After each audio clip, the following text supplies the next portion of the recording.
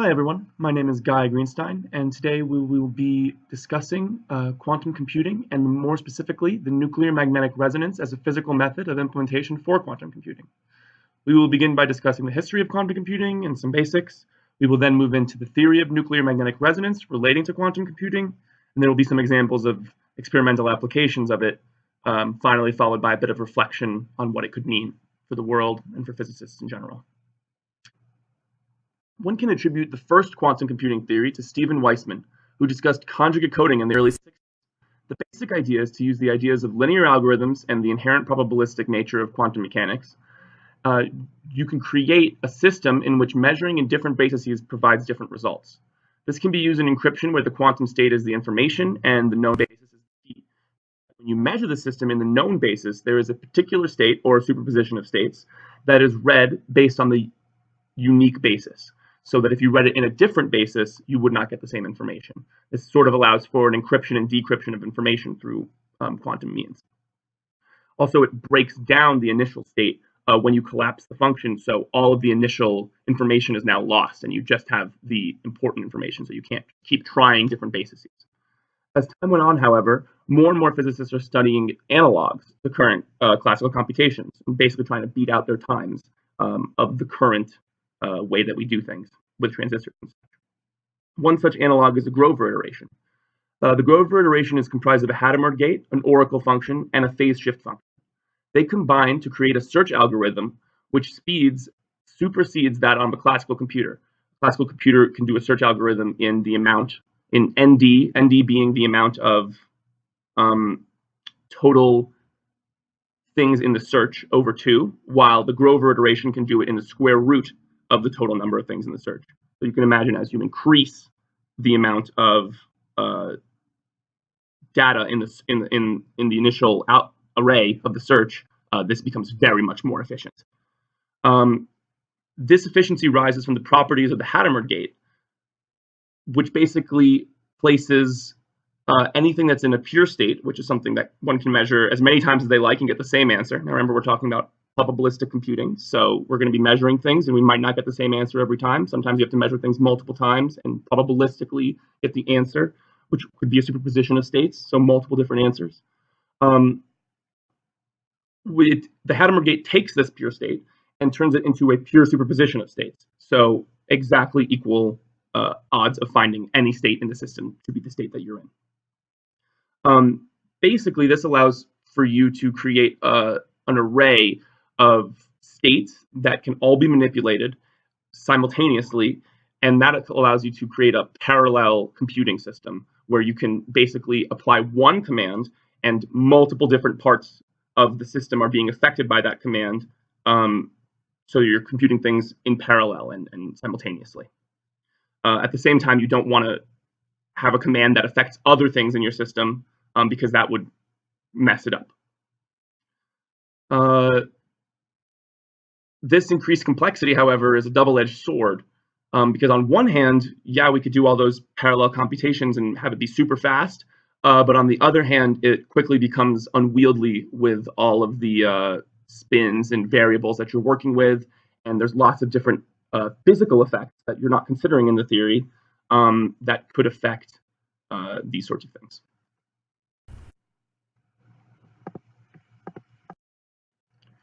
So, how does nuclear magnetic quantum computing work?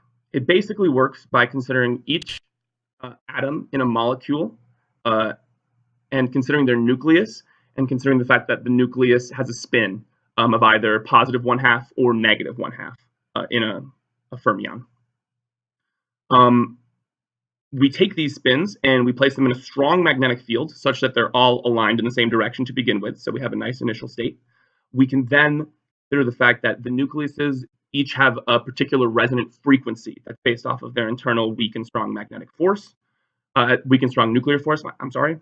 And this frequency allows us to manipulate each bit singularly, because if we apply a pulse of a frequency that spans just one of the two bits, just one of the two bits magnetic frequency, nuclear magnetic frequency, then we can basically affect only that bit and not the other bit.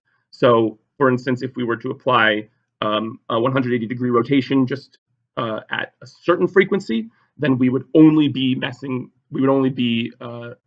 affecting the first of the 2 bits.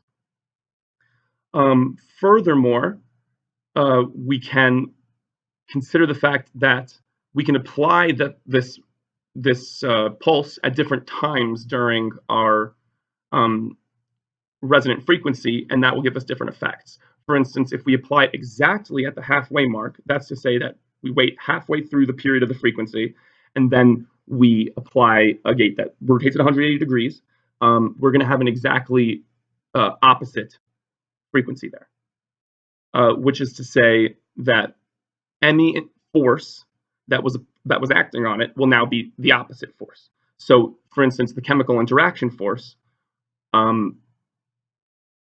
go from being like a positive force in a certain direction to being exactly the opposite force in the negative direction.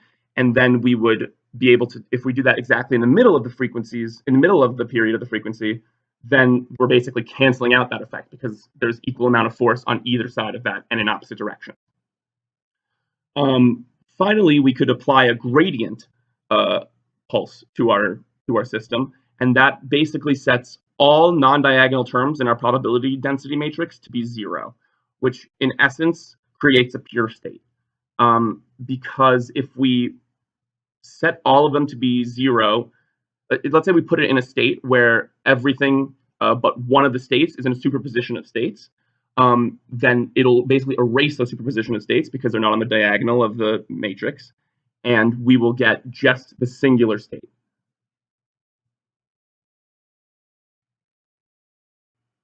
So now we're going to discuss a few experiments that apply these theories. The first experiment we're going to discuss is Jones and Mosca that use nuclear magnetic resonance in quantum computing to perform the Deutsch algorithm, which basically tests if the 2 bits are in parity, the 2 qubits are in parity, and produces a 0 or 1 based on that parity. This is a pretty simple experiment. It just basically uses a Hadamard gate followed by the quantum logic gate that actually performs the Deutsch algorithm. And you can kind of see the state change based off of the frequency domain spectrograph.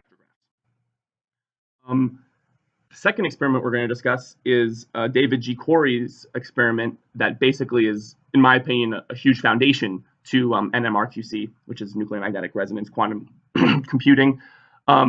He basically lays out a framework for all the different gates that you might want to use in all your different rotations, your X gate, your Y gate, your Z gate, and he implements that through the XOR gate, and uses that to basically solve a 4-qubit system problem, which is a little bit more advanced than the 2-qubit system problem we were just discussing. And then he applies the gradient to these states and actually finds that he can get a pure state of like 96% purity, which means that 96% of the time that you're measuring that state, you're getting the specific state that you're supposed to, quote unquote, supposed to be in, that you've desired. These are all really important building blocks for the research, even though they might not show an algorithm on their own. But people have taken these building blocks and moved them into more complex algorithms. For instance, Constantino Iannone found that using the medium of liquid crystals, one can lower the relaxation time, which is the amount of time after the pulse that it needs to settle. And by doing that, by lowering the relaxation time, he performed a Grover iteration, and he got results 8 times faster than previous Grover iterations that were previously used, which shows that not only is this you can get less commands in the quantum computing space, but you can also physically speed up computation in the quantum computing space, depending on the medium you're using. Finally, most importantly, I would kind of interject that Levin-Van applied Shor's algorithm for finding prime factors. Shor's algorithm is an algorithm designed for quantum computers that finds factorization of large prime numbers in polynomial time, which is definitely not something that you can do classically speaking. In classical speaking, it increases with the number no matter how you look at it, with a number of with the size of the digits, no matter how you look at it. And these guys applied it so that they have, for the simplest case of 15. So you might say that's trivial, 15, that's 5 and 3, that's not a big deal.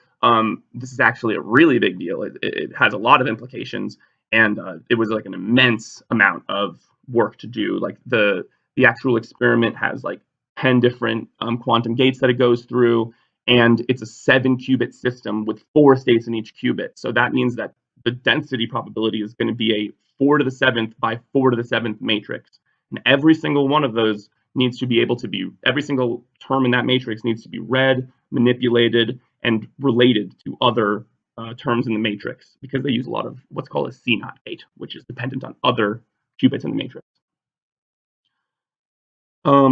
So why is all this stuff important? All of these advancements may not seem like they're inherently, like right now, better than the classically computational method that we're currently using. But to be fair, we've been working with that for 60 years. These are all building blocks. They all present future opportunities to physicists to work with these building blocks and to create better, more complex, faster systems. However, it's not to say that these are just that, because these systems exist, a larger system could easily exist. Because even Van de Spin says, and his work is quite notable, this method of nuclei to store quantum information is in principle scalable to systems containing many quantum qubits, but such scalability is not implied by my present work.